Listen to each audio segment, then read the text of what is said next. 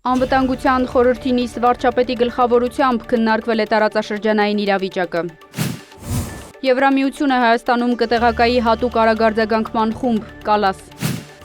Ցահալը հարվածել է Թեհրանի և Բեյրութի ենթակառուցվածքներին։ Պատերազմը դադարեցնելու մասին խոսակցություններն անիմաստ են, քանի դեռ Իրանի վրա չհարձակվելու երաշխիքներ չկան։ Փեզեշքյան։ Չենք հասկանում Իրանում պատերազմի նպատակները։ «Կալասը» Միացյալ Նահանգների մասին։ Շատերն ասում են Խամենեին կորցրել է ոտքը, մյուսներն ասում են մահացել է։ Թրամփ։